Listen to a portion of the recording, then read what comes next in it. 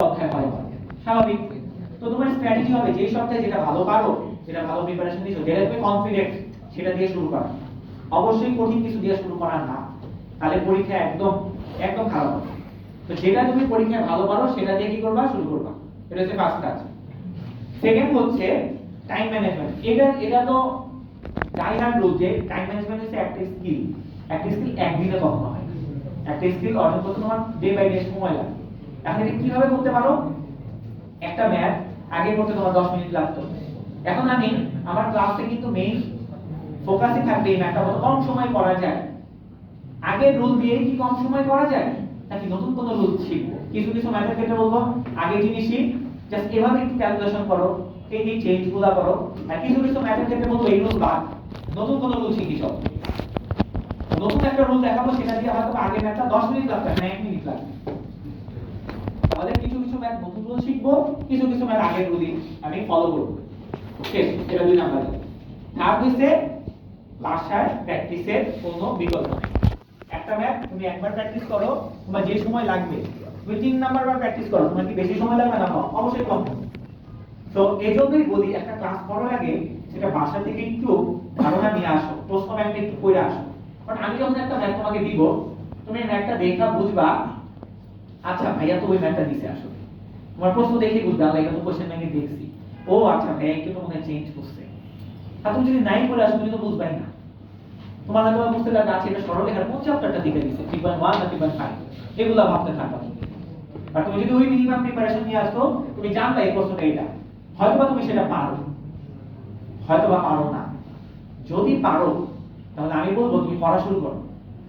তুমি যেহেতু পারো, আমি তো যেহেতু ম্যাথটা বলি তুমি পড়ো, তাড়াতাড়ি পড়ো, কইরা দেখো। আমি করতে দেই, আমি সাধারণত একটা ম্যাথে বলি করো তো, সময় 2 মিনিট, দেখি কে পারো। তুমি যদি দেখো আসলে তুমি পারতেছো, তাহলে তোমার প্রিপারেশন ভালো। আর যদি মনে করো না পারতেছো না, এই ম্যাথটা আমি পারি, ইন্টারে পারতাম, আর এত কম সময় তো পারি না, তখন দেখবা আমি কিভাবে করি সেটা ফলো করো। এন্ড এই যে যেগুলা বলবো, এটা তো বলতেছি ক্লাসটা অনেক বেশি ইম্পর্টেন্ট। আমি যেভাবে করি সেটা ফলো করে এই রিলেটেড আরো হাজার হাজার ম্যাথ আছে, আমি তো সব পড়াবো না, সেটা তোমার দায়িত্ব বাসায় বের করা। সেটা প্রশ্ন ব্যাংক দেখে হোক, কনসেপ্ট বুক দেখে হোক, যা যা তোমার কাছে সোর্স আছে সেগুলো দেখে। বুঝতে পারছো? আর পরীক্ষা শুরুতেই ভালো হবে না, স্বাভাবিক এটা, কারণ হিউজ একটা টাইমের ডিফারেন্স। আগে 12 মিনিটে দিতে, এখন 3 মিনিট। তো সবার ভালো হবে না, এটা স্বাভাবিক, খুব কম মানুষের ভালো হবে। এটা নিয়ে মন খারাপের কিছু না, এটা খুবই সাধারণ ব্যাপার। এবং এটা ভালো করার জন্য অনেক ওয়ে আছে, ডে বাই ডে ক্লাস করতে করতে করতে করতে একটু একটু করে এগোতে হবে। হ্যাঁ হ্যাঁ হ্যাঁ হ্যাঁ হ্যাঁ ঠিক আছে। কারণ অনেক ম্যাথের ক্ষেত্রে এটা করি আমরা, এগুলা বলতে এগুলো একটা স্ট্র্যাটেজির অংশ। এটা তুমি বললে না কিভাবে ভালো করবো, এটা ক্লাসেও আমরা অনেক সময় বলতে থাকি যে এই ম্যাথটা দেখো, এই ম্যাথটা করতে আগে আমরা পুরো কত কথা লিখতাম, সূত্র ইউজ করতাম, এখন জাস্ট গ্রাফ থেকে অ্যানসার করে ফেলা। এরকম হয় যদি একটা ম্যাথ 2-3 লাইনে বলে দিত, কোনো সমস্যা নেই। আর এমন যদি না হয় যে 2-3 লাইনে প্রথম তো লজিক ছাড়া, অবশ্যই অবশ্যই করতে হবে। মানে এক লাইনে অ্যানসার অনেকে লেখে না, ওই ম্যাথটা হয়তো তার মুখস্থ করতে পারবা, ক্যালকুলেটর স্কিপ করতে পারবা, ক্যালকুলেশন শর্ট করতে পারবা, এগুলো কোনো সমস্যা নেই। আর ইলজিক্যাল কিছু করা যাবে না। যে তুমি কিভাবে জানলে এর অ্যানসার 10? জি ভাইয়া, গতদিন আমি হচ্ছে যেটা এক্সাম হলো লাইভে,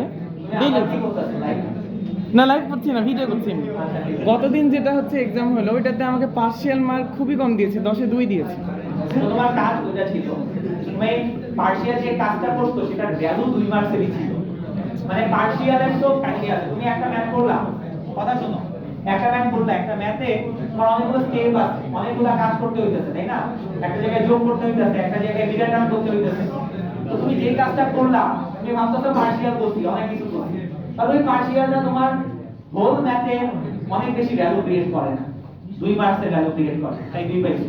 বাট আবার এমনও হতে পারে একটা ম্যাথ পার্শিয়াল করলা, তুমি শেষ পর্যন্ত মিলাইতে পারতেছো না, আর যেই কাজটা করছো ওই ম্যাথের মেইন কাজ ওইটাই, মেইন কাজ করে ফেলছো, সেক্ষেত্রে দেখবা পার্শিয়াল 8 পাবো। আমি বুঝাতে পারছি? তো কতটা ভ্যালু ক্রিয়েট করে পার্শিয়াল, সেটা ডিপেন্ড করে তোমার ফুল ম্যাথে কত পোরশন তুমি আসলে পড়ছো। ঠিক আছে?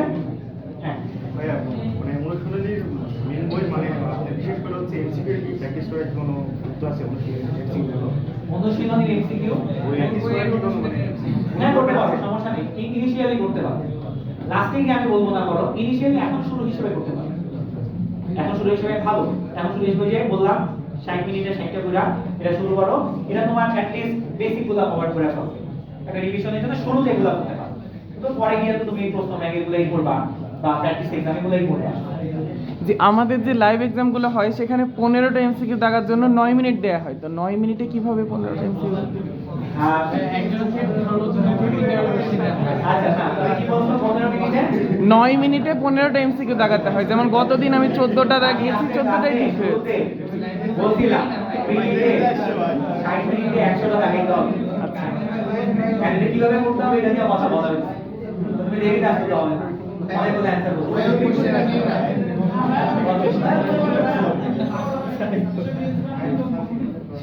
হ্যাঁ কি বললাম? জি ভাইয়া বলো। ভাই টিকটক বায়োলজিতে কোনো মতো 10 এর 5টা চ্যাপ্টার করার জন্য 5টা থেকে করতে হবে।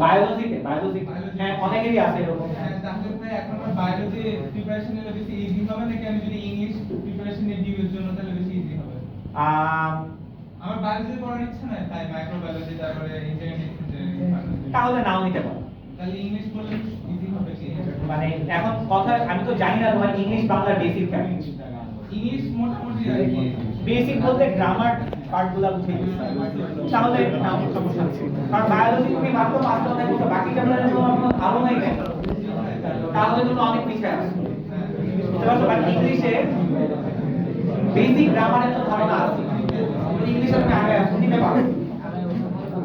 হ্যাঁ আমরা যেহেতু ইঞ্জিনিয়ারিং প্রিপারেশন নিচ্ছি আবার শোনাই যাচ্ছে না। আমি শেষ করতে দাও। শেষ করতে দাও। হ্যাঁ আমি আর 5 মিনিট সময় নিতেছি, এরপর শেষ করে দিব। শেষ বল। আমরা যেহেতু ইঞ্জিনিয়ারিং প্রিপারেশন নিচ্ছি সেই যদি ইন্টিগ্রেশনটা স্কিপ করি তাহলে কি সমস্যা হবে?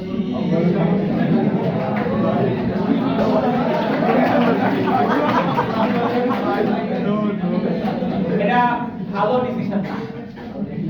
সমস্যা হবে মানে বই এমন আছে যে ইন্টিগ্রেশন তুমি করলা না, বইটা চান্স পাও না, হইতে পারে।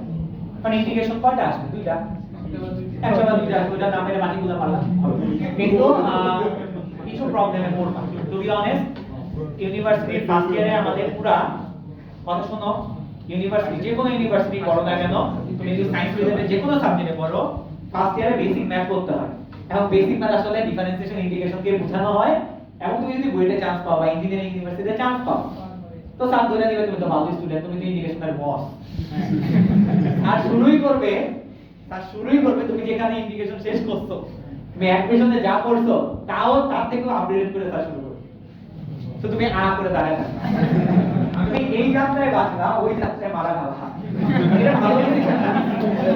এটা ভালো ভাইয়া জিনিস। বায়োলজি কোর্স থেকে একটা কোশ্চেন ছিল। বিশেষ করে মানে কিছু বড় অধ্যায় আছে, যেমন জৈব যৌগ, ইন্টিগ্রেশন, ডিফারেন্সিয়েশন, মানে যত কম পারা যায়। এখন আমি বলবো না যে কেউ স্কিপ করে নাই বা সামথিং, স্কিপ করছে, ঠিক আছে করছে, বা ডিপেন্ড করতে হবে যে তোমার কাছে দুটো অপশন আছে, তোমার একটা স্কিপ করতেই হবে, কিছু করার নাই হবে।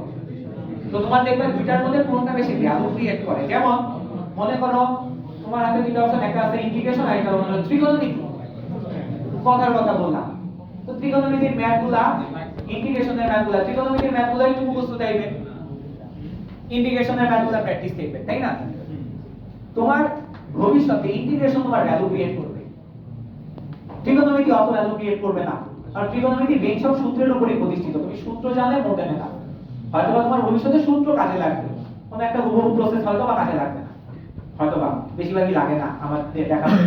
তো আলটিমেটলি তখন তুমি ইন্টিগ্রেশনটা স্কিপ না করে ত্রিকোণমিতি স্কিপ করো। মানে আমি জাস্ট বুঝাইলাম, আমি বলতেছি না কিছু স্কিপ করতে, যদি এমন একটা সিচুয়েশনে পড়ো, তো যেটা বেশি প্রায়োরিটি হবে সেটা তুমি স্কিপ না করার ট্রাই করো।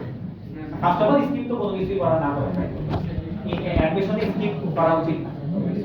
জি ভাইয়া, মিনিমাল প্রিপারেশন রাখা উচিত, বুঝতে পারছো? বায়োলজি কোর্স থেকে একটা কোশ্চেন ছিল। আচ্ছা দাও, আসতে তোমার আমি কথা শুনি না, আমি 5 মিনিট সময় দিয়েছি, কথা বলবো না কেউ।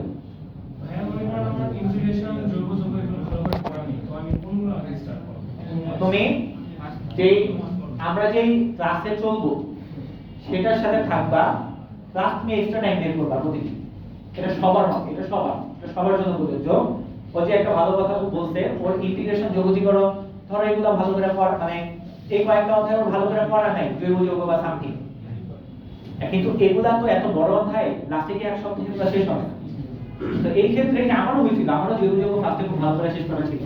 তো এই ক্ষেত্রে বলবা এখন যেভাবে চলতেছে লেকচার, সে তার সাথে চলবা, তার সাথে উইকে বা 2-3 দিনে একটা নির্দিষ্ট টাইম বের করার ট্রাই করবা, 2 ঘন্টা 3 ঘন্টা টাইম বের করবা, এবং এই 3 ঘন্টা উইক পড়াগুলো কভার করার চেষ্টা করবা, এবং এগুলা প্রতিনিয়ত প্রতি উইকে একটু একটু করে পড়বা, যেন উইক আস্তে আস্তে তোমার পড়াটা মোটামুটি কভার হয়ে যায়। ম্যারাথন ক্লাস হচ্ছে তোমার আগের বছরের ম্যারাথন আছে, ম্যারাথনে এখন এগুলো পাবা না, এটা আগের বছরের ম্যারাথন এই জন্যই দিয়ে দেওয়া হয়েছে। ক্লাস প্রশ্ন ব্যাংক ম্যারাথন, আর বই মেইন বইটা বলো, যেহেতু তুমি ইন্টারে পড়ো নাই, মেইন বইটা জৈব যৌগের জন্য পড়তে নেই। এগুলো আগে করো, প্রশ্ন ব্যাংক করো, ম্যারাথন করো, বইটা করো, নোট বানাও, নিজে একটা সুন্দর নোট বানাও, এগুলা করলে মধ্যে নেই।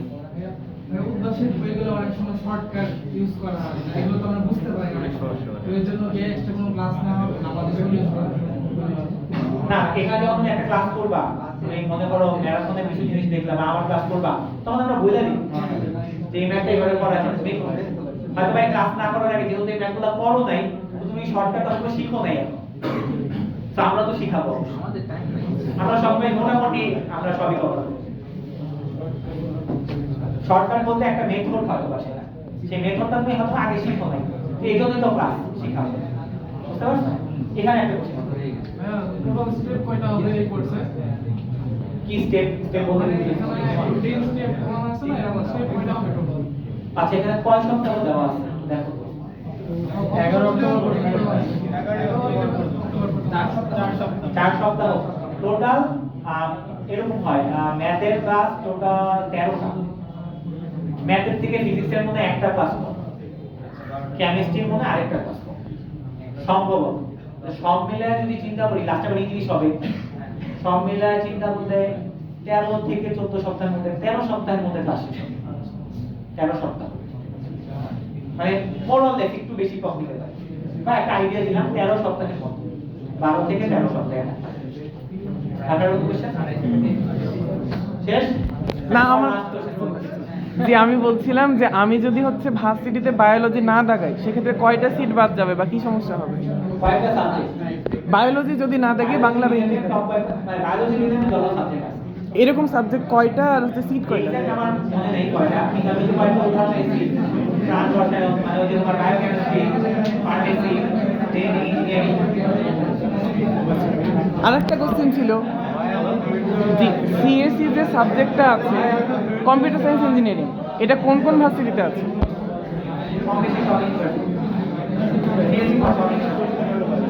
আল্লাহ হাফেজ, আল্লাহ রাখো।